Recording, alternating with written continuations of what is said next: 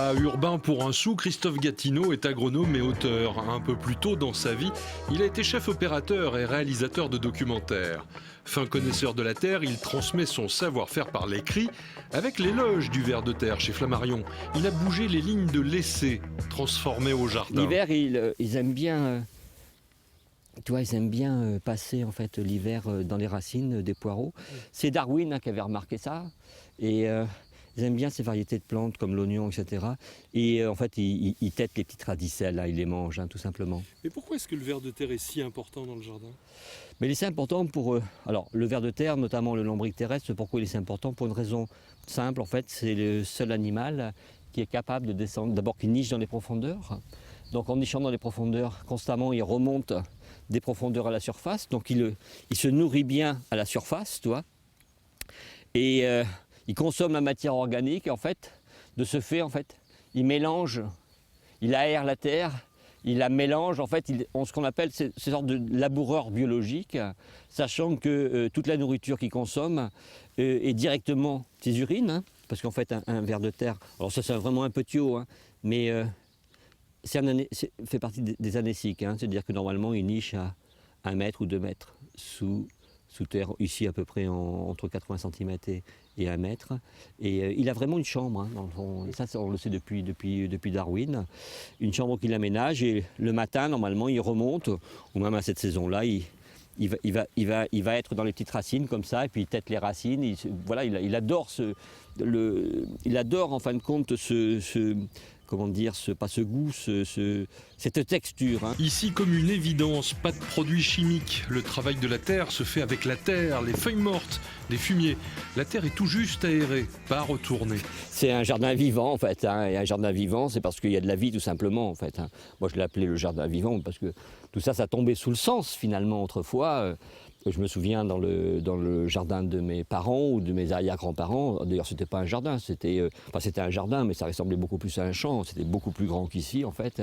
Et on retrouvait, tous les légumes étaient cultivés, ça grouillait de vie dans le sol, mais c'était beaucoup d'arbres. Aujourd'hui, par exemple, on a cette idée de ramener l'arbre dans le champ, en fait, de ramener l'arbre dans le jardin, et on voit apparaître des concepts de jardin-forêt. Mais je peux promettre que dans ma famille, en fait, les jardins, il y avait, à mon avis, trop d'arbres. Il y avait des arbres partout, des arbres fruitiers partout, en fait. Donc, c'était vraiment le complément dans la ferme, ce potager, d'ailleurs on ne disait pas un potager, on disait un jardin, etc. C'était vraiment le lieu où on produisait vraiment les légumes et puis les céréales à l'extérieur. Voilà. Là au début du mois de mars, on a quelques choux, puis des poireaux. On a encore des poireaux, puis là-bas on a des réserves. Bah tiens, je pourrais te montrer les réserves de carottes, tu veux que je te montre tout de suite ? Oui, ben allons-y. Allez, on va suivre le mouvement. Voilà. En fait, il y a encore à manger, quoi.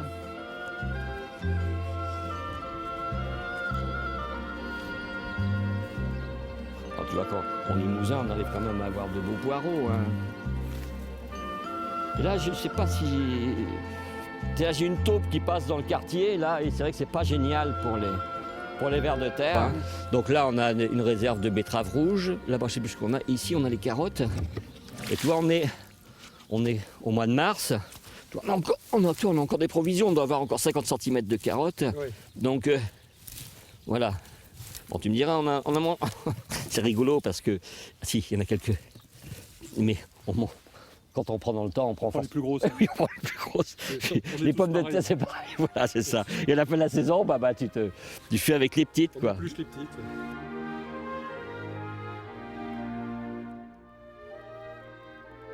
Après diverses fortunes dans l'édition à compte d'auteur ou en édition régionale, Christophe, avec l'éloge du ver de terre, arrive chez Flammarion et se trouve récompensé par le succès. Il n'y a pas de recette, mais peut-être une explication. D'après l'éditeur, un autre ton, beaucoup d'humour, et puis une histoire derrière ça, une sorte de dialogue surréaliste en fait, entre un lombric terrestre et l'auteur, donc en l'espèce c'était moi, et puis beaucoup de recul sur la nature, etc. Voilà, pas de dogme, pas de vérité toute faite. Mais je crois que c'est l'humour qui a payé, tout simplement. Ouais. Il faut qu'on sache reprendre notre place. prendre cette distance avec la nature. Bien sûr, bien sûr. Je crois qu'on peut tout dire, mais il ne faut pas se prendre au sérieux. Il faut faire les choses vraiment avec beaucoup de sérieux. Et l'actualité, ça va être l'éloge de l'abeille. Alors c'est l'éloge de l'abeille. Ça sort quand? L'éloge de l'abeille, donc c'est la suite, en fait, la suite naturelle de l'éloge du ver de terre. Donc c'est l'éloge de l'abeille, parce que déjà dans le ver de terre parlait de l'abeille, et dans et l'abeille va parler en fin de compte du ver de terre. Alors quand est-ce qu'il sort? Très prochainement. On a envoyé le manuscrit ce matin chez l'éditeur, et il sort en librairie le 15 mai. Voilà. Et la suite, en fin de compte, la suite du ver de terre et de l'abeille, normalement, est déjà dans les tuyaux. Elle devrait sortir à la fin de l'année. Et on parlera de quoi? De la vie en fait. Le ver de terre, l'abeille ne sont que des prétextes à parler de la diversité biologique et de parler de ce monde qui nous entoure finalement et dont nous restons finalement aveugles.